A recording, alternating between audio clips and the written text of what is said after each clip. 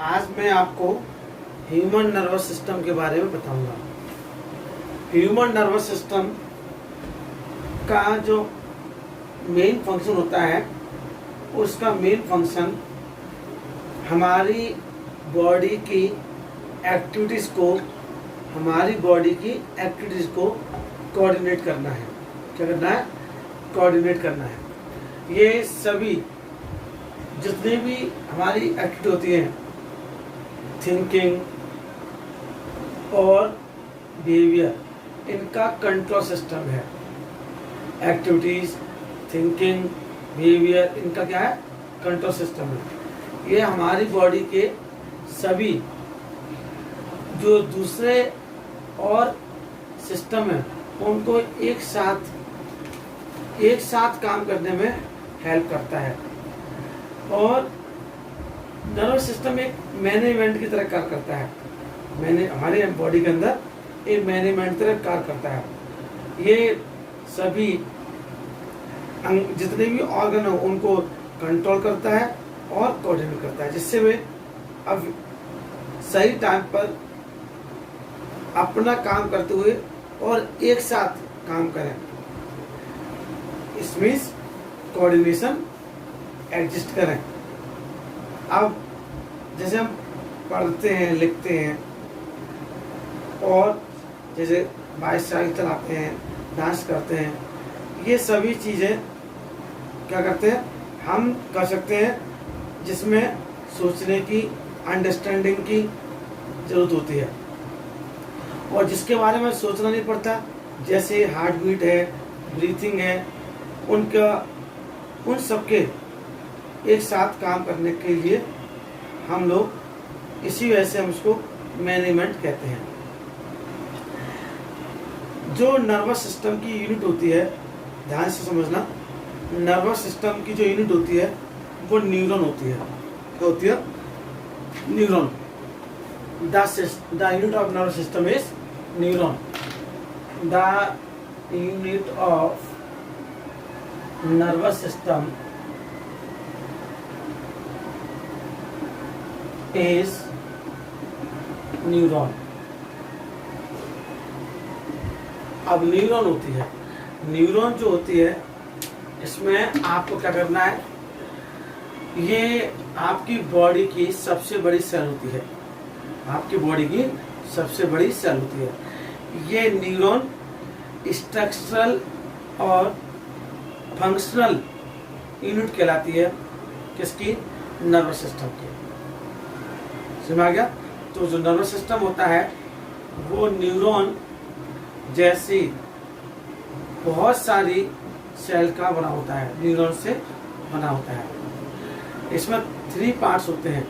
पहला cell body. कितने part होते हैं? 3। पहला सेल बॉडी, दूसरा ये फिगर बना हुआ मैं आपको, डेंड्राइट्स,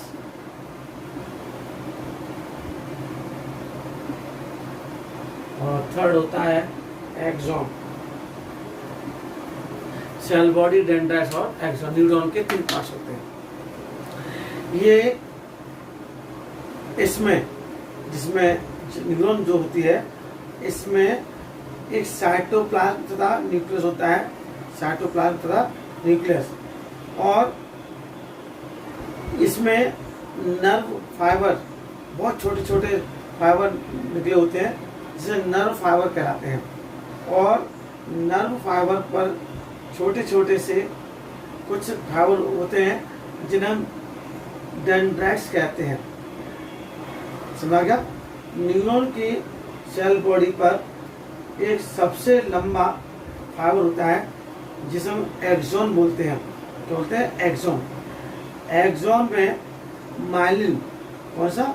माइलिन नाम का एक प्रोटेक्शन कवर होता है। प्रोटेक्शन कवर होता है। माइलिन फैट और प्रोटीन का बना होता है। फैट्स और प्रोटीन का बना होता है। अब इंफॉर्मेशन जैसे ही न्यूरॉन में क्या करती है?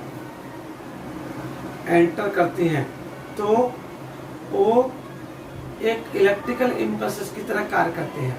क्या करते हैं, इलेक्ट्रिक इम्पल्स की तरह कार्य करते हैं। अब जो आपकी न्यूरॉन्स होती है, 3 टाइप की न्यूरॉन्स होती हैं। Sensory neurons, second motor neurons, third relay neurons. Sensory, motor और रिले, इनके फंक्शन देखिए। जो सेंसरी न्यूरॉन्स होते हैं वो इलेक्ट्रिकल इम्पल्सेस को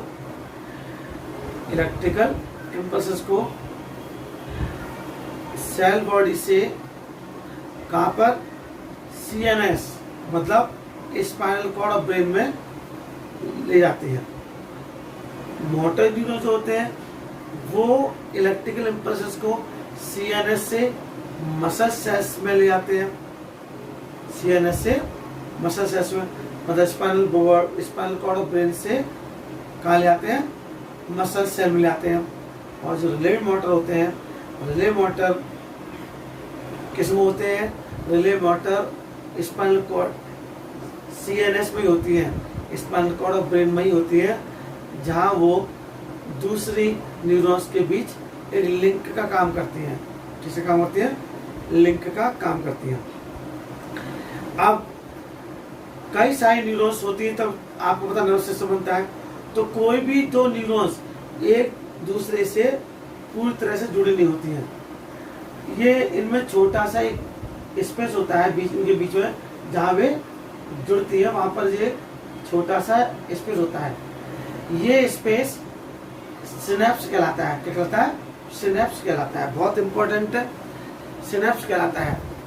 जहाँ ये 2 आपस में ये न्यूरॉन जुड़ती हैं, उनके बीच में बहुत माइक्रोस्कोपिक एक स्पेस होता है, जहाँ पर इलेक्ट्रिक इम्पल्सेस एक न्यूरॉन से दूसरे न्यूरॉन पर जाती हैं। ये सिनेप्स कहलाता है। हमारा इसमें न्यूरोट्रांसमीटर सब्सटेंस, इसमें न्यूरोट्रांसमीटर सब्सटेंस इन स्पेस में भरा होता है। हमारा इसलिए जिससे कि आसानी से मैसेज को एक न्यूरॉन से दूसरे न्यूरॉन में पास किया सके। समझ आ गया। अब देखिए ह्यूमन नर्वस सिस्टम के मेन पार्ट्स कौन कौन से हैं। ह्यूमन नर्वस सिस्टम के मेन पार्ट्स कौन कौन से हैं। The organ of human nervous system. अब इसमें देखिए ध्यान से, द ऑर्गन ऑफ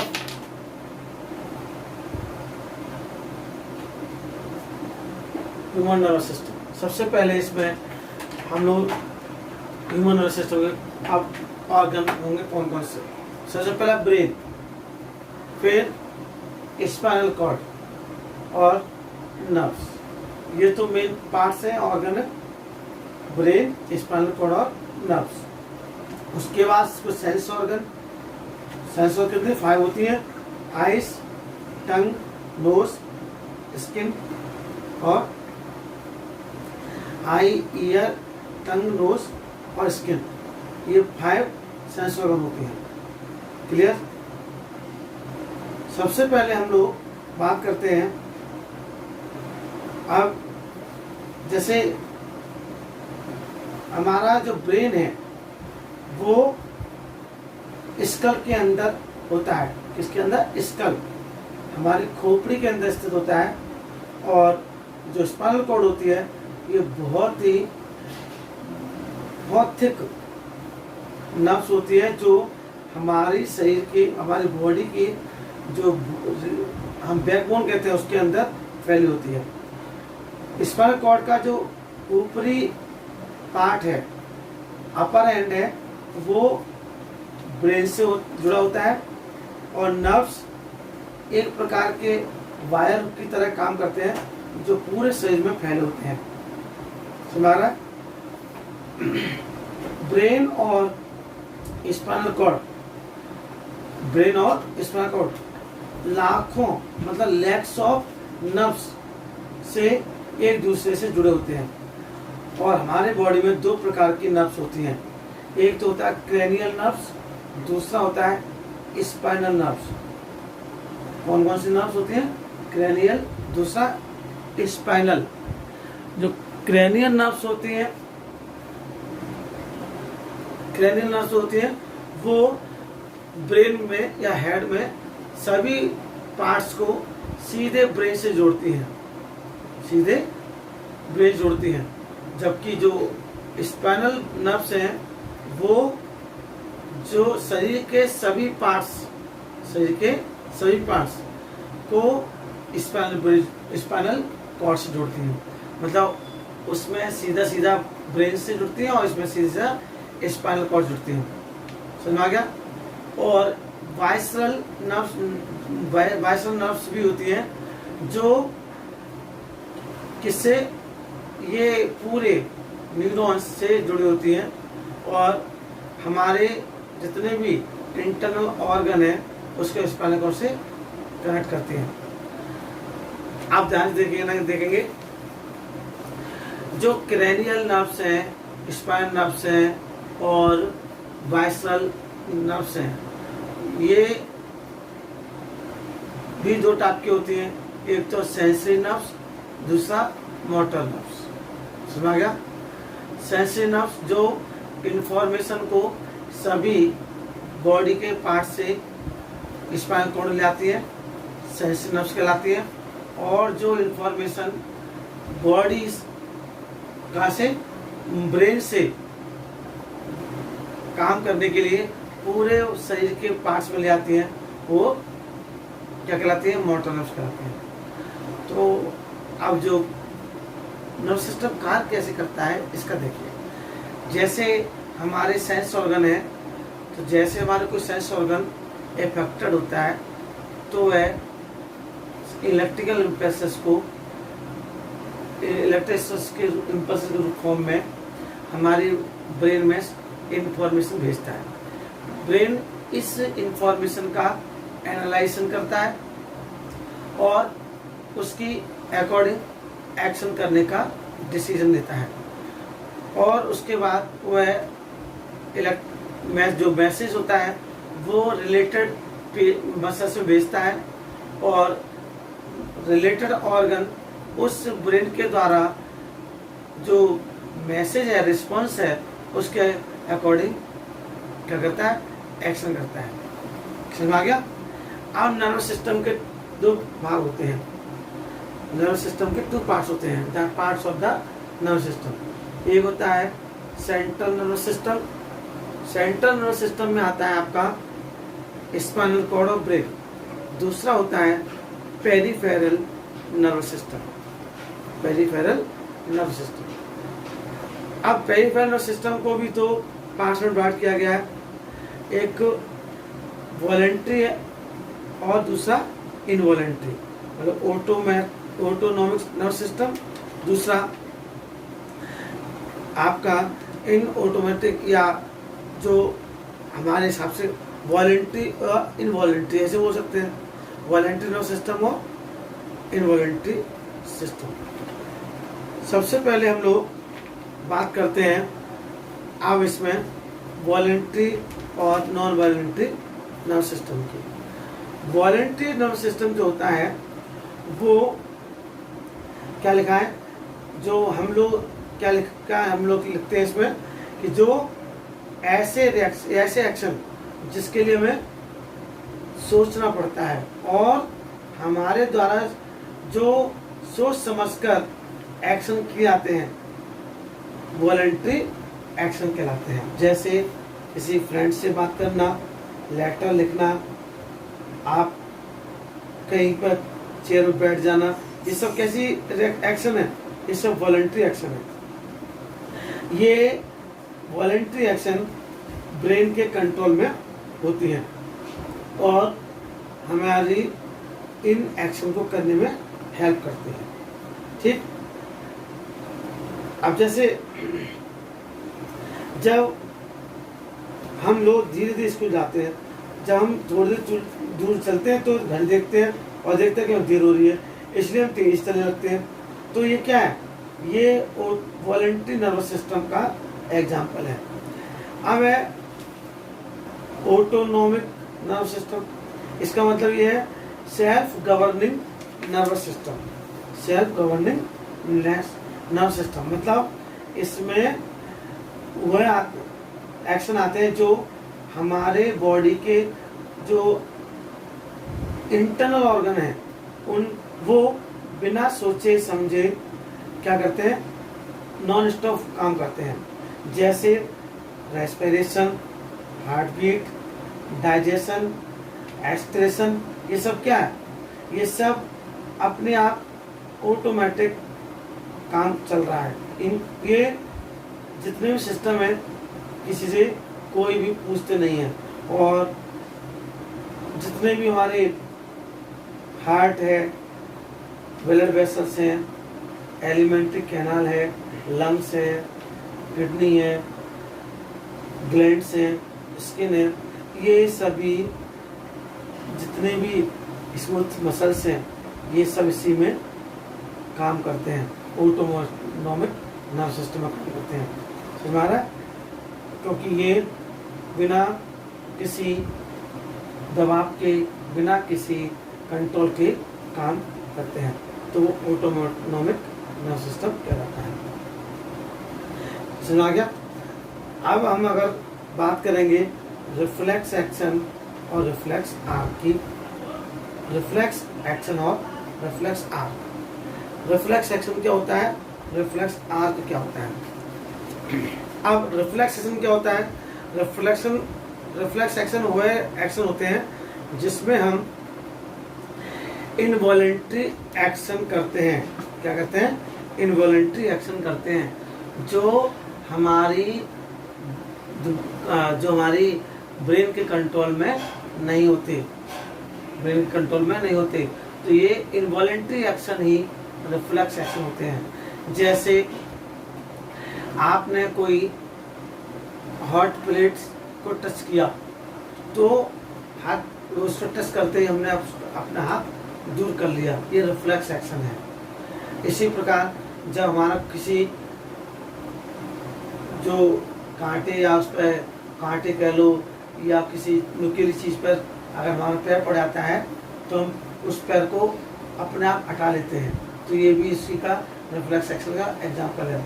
जैसे स्नीजिंग, कफिंग, यॉनिंग,